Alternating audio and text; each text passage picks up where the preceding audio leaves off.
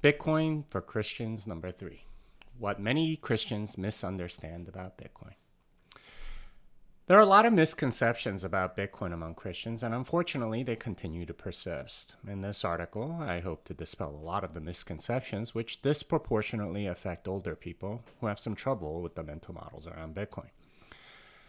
Perhaps the most prominent misconception is that digital things don't have value and only physical things that are held in hand can have value. This is a strange claim to make for Christians in particular, as we confess in our creeds our need for redemption, which is metaphysical in nature. The claim that Bitcoin is valueless because we can't hold it in our hand is like saying that MP3s are worthless because, unlike a cassette tape or a CD, you can't hold it in your hand. There's value in digital goods like ebooks, movies, and music, and they don't have to have a physical form. The value is in our ability to read, watch, or listen to what we want when we want. Further, there are other non-physical things that we pay for, like memberships, intellectual property, subscriptions, and mining rights. Clearly, non-physical things can have value. But money is different, they say. Why does money get a carve-out? Generally, the assertion is made because intuitively they know money needs to be both decentralized and scarce, and for many people, this is not intuitive. The reason why Bitcoin is so hard to grasp for people is that it breaks the mental model of digital things. There are two models of digital goods people have in their heads. The first type of digital good are infinitely copyable digital stuff, like MP3s, Word files, and web pages. Each can be duplicated with perfect fidelity for the marginal cost of close to zero. Such items are not scarce, so they're difficult to imagine as having value. The second type of digital good are strictly controlled items in a centralized service. For example, a membership to Netflix is controlled by the company and cannot be copied like a Word file can. The company can restrict membership if they wish. There are also gift card codes at various e-commerce websites. Such codes are controlled by the company that issues them. They are scarce, but also centrally controlled. A Netflix membership can change price at any time, and new gift card codes can be issued by Amazon whenever they want. The scarcity in a centralized context is completely controlled by the central entity. Until 2009, computer scientists thought these were the only categories of digital goods: decentralized but not scarce, and scarce but centralized. The third category of decentralized and scarce was a huge innovation and completely unexpected. Bitcoin is digital, decentralized, and scarce all at the same time. This is achieved through some very clever uses of cryptography and computer science structures. The result has been one of the largest disruptions of finance that we've ever seen. One important distinction to make at this point is that decentralization is very difficult to achieve. Alternative cryptocurrencies such as Ethereum, Ripple, and Solana have not achieved decentralization and are really of the second category of digital things: scarce but centralized. Unfortunately, altcoins have been used by unscrupulous people to scam many people in retail out of their money. The speculative gambling feel of altcoins has unfortunately marred the reputation of Bitcoin. The digital nature of Bitcoin is treated with suspicion by older people because of the old mental model. Many have already dismissed it entirely. They think that digital things are hackable, hard to secure, and easily trackable, and therefore Bitcoin must be too. In reality, the possession of Bitcoin is dependent on a secret which can be stored digitally or physically. This means that Bitcoin can have the same security properties as gold, without weighing nearly as much.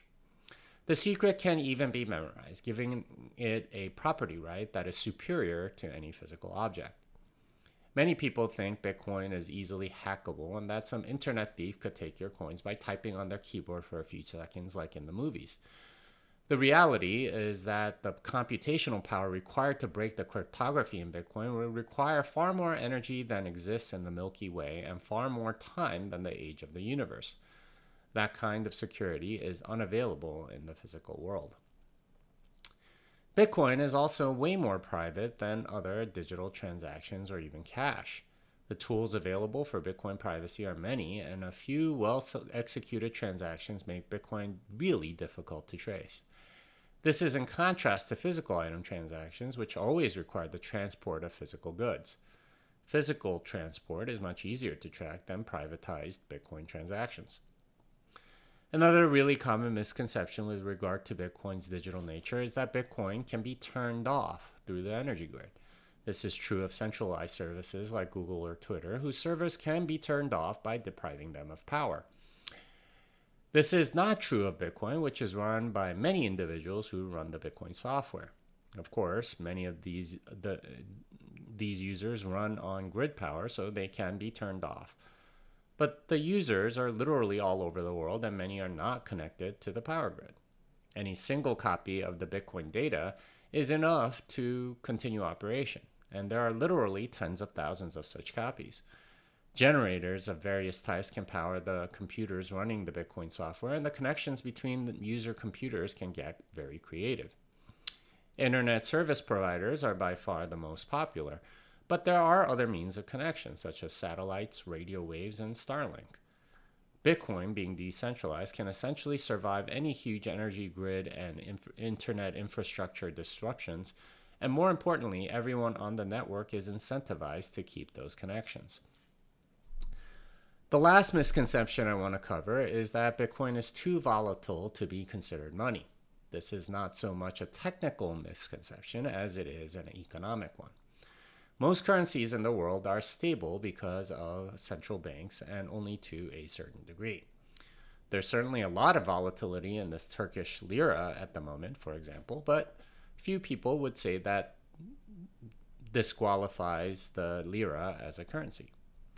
The reason why most currencies are relatively stable to the dollar is because of central banks. They manage their own currencies by keeping them to a certain peg range against the dollar. When the cost of their currency is too low against the dollar, they buy their currency from the market using dollar reserves. When their currency is too high against the dollar, they print more of their own currency to make it go lower. The manipulation of central banks is why currencies stay relatively stable. Of course, whenever the dollar reserves run out, these currencies devalue quickly against the dollar, sometimes even triggering hyperinflation. Bitcoin has a fixed supply of 21 million, meaning that such machinations are impossible. It doesn't have a central bank, so the volatility is entirely market-driven. This is why there's so much volatility over the short term. However, this is also a very good thing because over the long term, the fixed supply and increasing demand mean that price is the only release valve.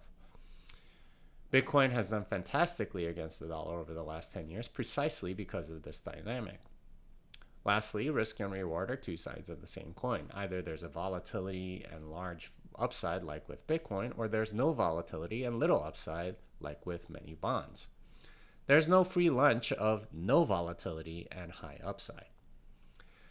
Bitcoin breaks our mental models because we're so used to thinking about digital things in a particular way. The fact that it's digital, decentralized, and scarce is a real innovation, the likes of which we haven't seen before. The result has been that we are able to store value without interference from the state, which in a world of financial censorship is quite valuable.